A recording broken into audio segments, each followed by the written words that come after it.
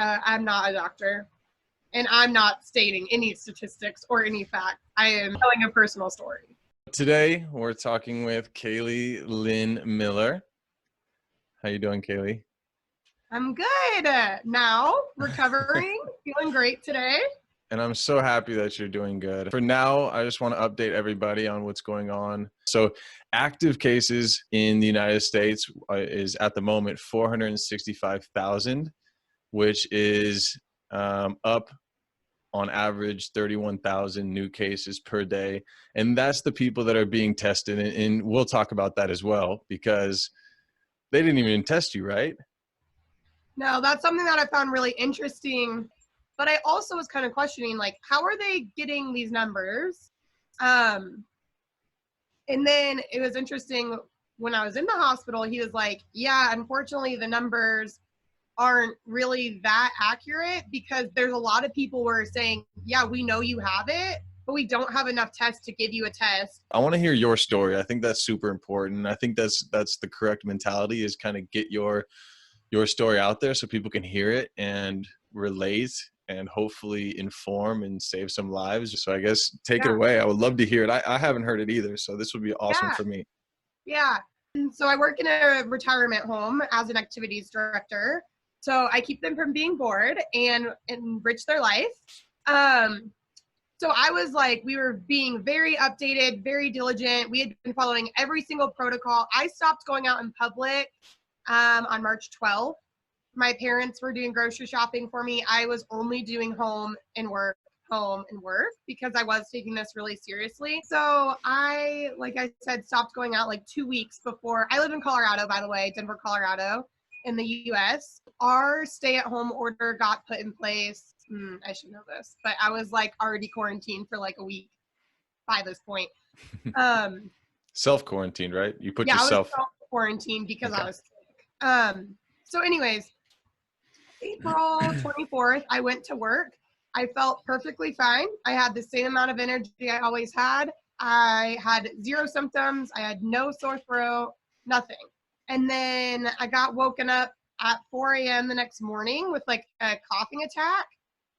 I call them coughing attacks because it really feels like my body's being attacked. It's not just like a, like they're like perpetual and it hurts. Like my lungs felt like they were going to burst. My head felt like it was going to explode every time I coughed. And I never coughed less than like 10 times in a coughing attack. Like it was like deep, intense coughs.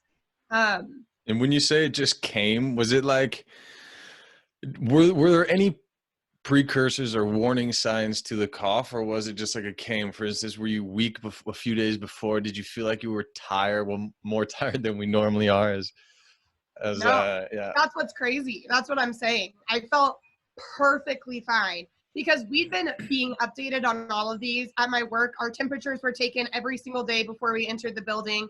We had to go through a rundown. Do you have a cough? Do you have a fever? Do you have a runny nose? Are you tired? Do you have body aches? Are you sore? We had to go through all of that before we could enter our building to work.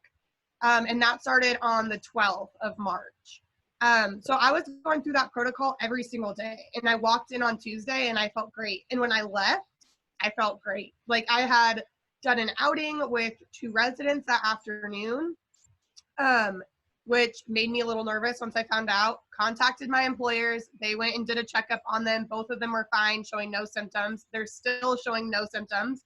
We still have no residents in my facility that are showing any symptoms of it. And our facility is taking this very seriously, which I'm so grateful for, and excited to report. But no, I felt great. And I was sleeping and it like woke me up in the middle of the night to this cough. And so I texted my boss at like 4 a.m. in the morning and was like, hey, I just got woke up with a cough and it like hurt. Like it wasn't just like an allergies cough. It's like a deep. And you have asthma, right? I do. And was that a concern when you woke up like that, where you kind of? I did. I woke up and I was like, shoot. And this is why I should always know where my inhaler is, and I don't. What was the progression like as far as symptoms go? And then when you finally checked into the hospital, what was that like? Tuesday the 24th, went to work, felt fine. Wednesday the 25th, was woken up with that cough at 4 a.m. And then I texted my boss, took my inhaler, went back to bed, woke up at like 8, coughing again, and texted my parents because I live with them and was like, hey, I have a really bad cough. My chest hurts.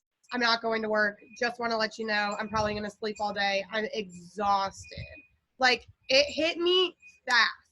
Like, I woke up at 8 and tried to walk to the bathroom, and I was like dizzy. I felt weak. I like literally made it probably 10 steps and then crawled to the bathroom, crawled back to my bed. And that's when I texted my parents like, hey, I don't feel good. I'm not going to work. And then I literally said, stay away from me. So then my mom texted me back and said, okay, I'm going to call you when I get a break in my work schedule. So she called me, I want to say around 1 o'clock that day. And I just ignored, like, I answered it. And then as soon as I said hello, I started coughing. And so I just hung up and I texted her and I was like, every time I open my mouth, I cough.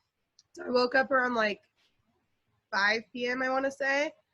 And I called them and I was like, yeah, it just is hard to breathe. And it just felt like there was like a shelf inside of me that like I could only extend my lungs so far. Like a deep breath wasn't possible. Yeah, a deep breath wasn't possible, even at that time. Oh, and I asked them to bring me a thermometer, cough medicine, cough drops, and like 4 waters. So my dad brought all that down, left it outside my bedroom door. I went out and got it, took the cough medicine, took my temperature. And at that time, I only had like I think it was only like 98, which I'm one of the weird people where my like normal temperature is 96. The nurse had messaged me back and just been like, start this. So I started doing all that the next day. I think it was like 9:30 a.m. I woke up and had a FaceTime call with her. And it was hard because she's like asking me these questions. And every single time I tried to talk, I would just go into a coughing fit.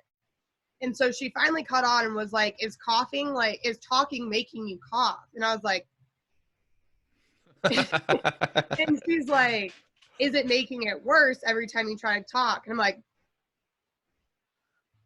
so the rest of it, she was just asking me questions, and I was like, blink once for yes, twice for no. yeah, that kind of thing. Because I was just like, man, this is hell. Like, wow. It took 45 minutes to get through what should have been like 5-10 minutes because it took me like 5 minutes to recover from every time I tried to talk. And this is, in perspective, this is 24 hours after your first wake up cough. Yeah. Wow, that's fast. Yeah. It came on fast. That's seriously fast. Cough hurt, and I had nothing before that. Like, I went to bed feeling perfectly fine.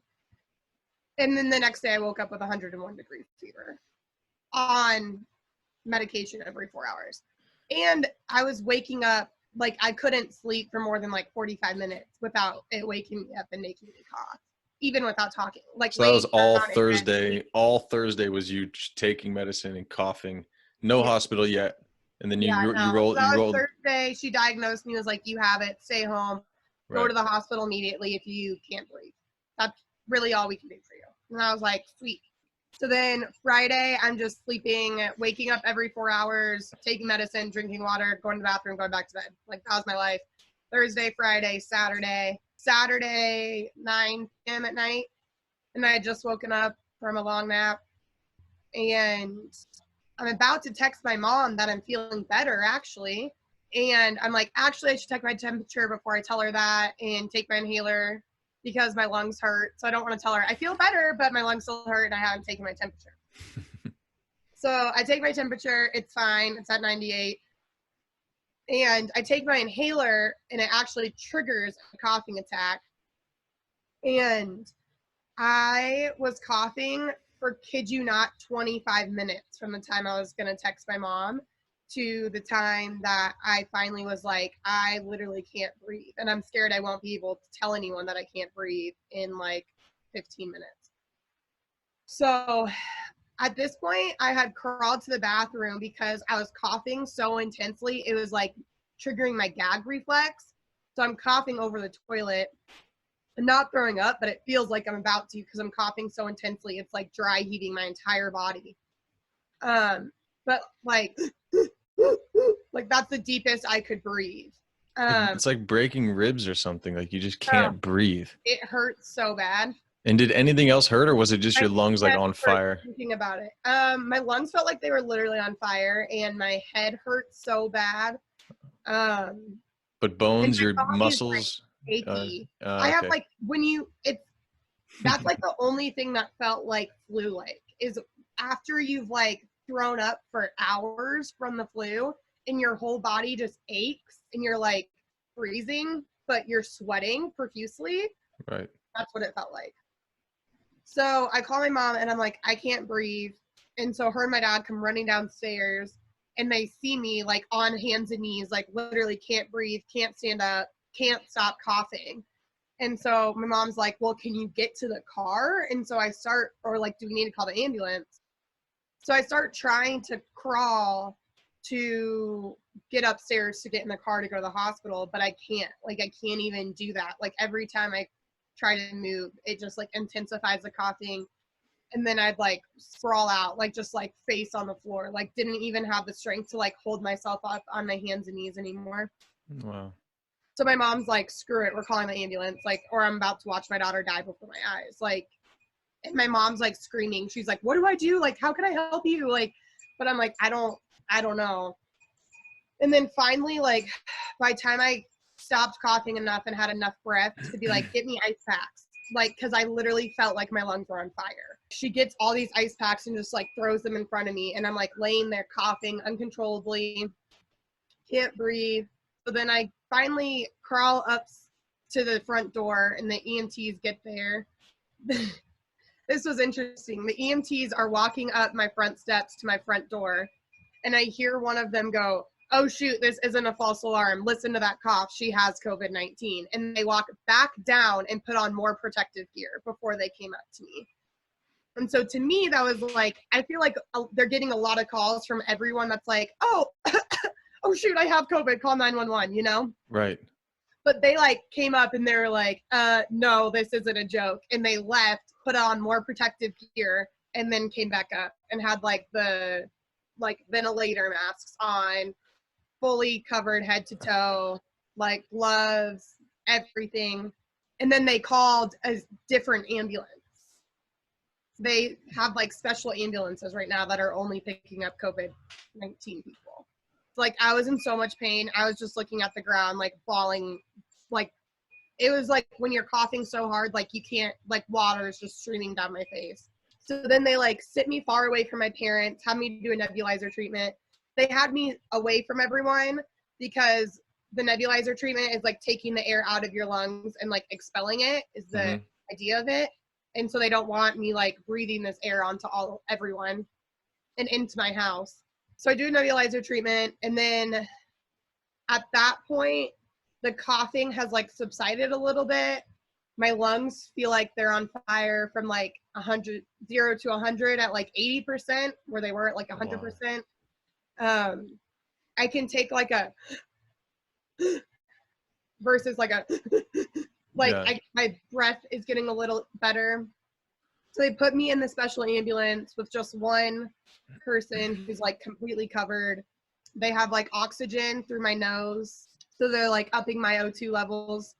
And then I get to the ER and they put me in a room. The doctor comes in and gives me just like I actually don't know. They said this is for your pain. I don't know what they gave me. And they put you in a room by yourself, or was it like a room with a bunch of other people in a similar situation as you? Just by yourself? No, they put me in a room by myself. Yeah, and shut the door immediately.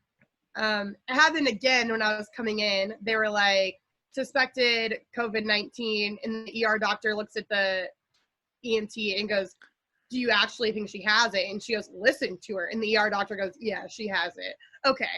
Oh my gosh. And so then the ER doctor didn't even come into my room because he was like, she has it. Yeah, so he stands at my doorway and he's like, so I'm the only ER doctor left that doesn't have it. So I'm not going to enter into your room because we know you have it. Whoa, wait. Like, every other ER doctor has contracted at this ER. Really? I'm not going to say what it is because I'm not going to like. Oof. No, well, that's just putting things to a little perspective, right? I had Yeah. a bunch of friends in the emergency room here that worked here in LA who also said similar things. Like half the staff has been sick and gone home, or a lot of them are even quitting because they're not giving them proper They don't masks want to and stuff risk like that. putting, Yeah. yeah. Wow. Okay. So Yeah. doctor says, no, I'm not doing that. So the doctor's like, you have it, and a nurse comes in, and I'm like, how do you know I have it? And she's like, we just can tell by now. Like, we know when people come in, we can tell their coughs by now. So she hooks me up to the O2 machine there. So I'm getting oxygen through the little like nose thing, then puts a mask back over my face to protect them. And I'm still coughing at this point, but it's like 4 or 5 minutes in between coughing attacks instead of just like continuous, which is nice. I'm like shaking. My body's like profusely shaking at this point because I had done my inhaler and then got a nebulizer treatment. So I had so much albuterol in my system. Again, they're not going to do the normal test on you. And So, you think that was because they knew? Or what do you that's think? what they told me. They said, we're going to do a chest x-ray, and depending on the chest x-ray and where your O2 levels are, we'll admit you and do the test, or we'll confirm you have it and send you home. And I was But like, you're being pumped with O2, aren't you? okay, yeah. Huh. Which is interesting. And then she comes in and says, we're about to do your chest x-ray. And I'm like, okay. I'm like, at this point, I'm back to not talking. I had written out every question I thought they would ask me if I had to be hospitalized in advance. This actually might be helpful for someone in the future. Yeah, I wrote absolutely. out every information I thought that they would ask me in advance in a note on my phone, because I knew that coughing put me into coughing attacks. So when I got to the ER, I just opened it and I handed them my phone. And I said, like, and then if there's a question that's not answered, I'll answer it. That's a But good they idea. took That's it, a really good idea. But I want to hear the rest of it. They took the chest x-ray, and what was the time like then in the hospital? Like, what was going on? I was actually only in the ER for I think 2 hours. Like, it was fast. Like, that was the fastest hospital stay I've ever had. Oh, so that was your whole complete time in there, was going in there, doctor saying this stuff. They gave you They the gave me a chest antihistamine or X-ray, whatever it was, the chest x-ray, and they said, and go he home. called me. He didn't even come back in the room. He opened the door and he said, what's your phone number? I'm going to call you. He shut the door and he called me on my phone. So Well, I really don't know what their testing protocol was at that time, and I don't know what it is today, but I know that they were like, we know you have it from the chest x-ray. You need to proceed as if we're handing you a positive test, but we, one, legally can't report you as a positive test, but you need to report yourself to your place of work, your family, and anyone you've been with as you have a positive test. wait, And say that one more time, because that's a serious, that is a very, very important thing. And I just had a conversation, but they said this as well. They said at least other countries are reporting a lot of their cases, and because they're actually testing a lot of people. So just say that one more time. What did the doctor tell you? what he told me is, we're mainly testing people that are really sick, have been admitted, and we don't know if they have it or not. He told me, we've had 15 to 30 people in here on my shift tonight that were sitting home saying, we know you have it, but we're not going to test you and we can't report it. And they So, can't report it. mm-hmm. They can't And they report can't it. test us. Wow.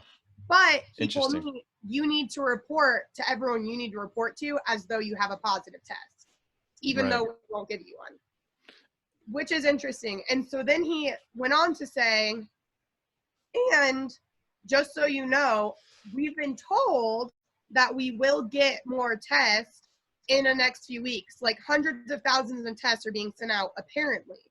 So when those tests come out, the numbers are going to skyrocket.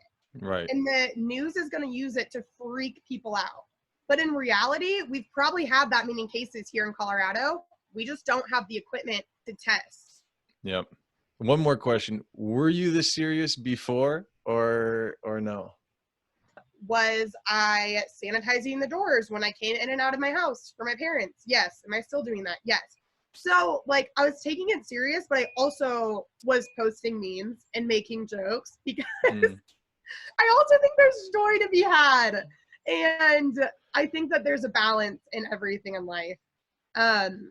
Do I take it more seriously now that I laid on the floor, not able to breathe, watching my mom shake and scream, wondering if she would watch her daughter die in front of her eyes? Yes, I think I take it more seriously. Will I let it steal my joy, though? No. Yeah, I don't think anything could take your light seriously. Thank you so much. I don't want to keep you from talking or keep you talking anymore, but you're a beautiful person, and I'm so happy that you did this, and you have such a good message and such positive energy, and I think you just gave uh, everyone a little dose of reality, but a little better understanding of themselves and just to be positive. And I love that message that you said at the end there. So amazing. Thank you so much. Thank you. Thank you for watching. Hope you enjoyed it. Most importantly, hope you learned something new. Don't forget to like and subscribe, and I'll see you on the next one.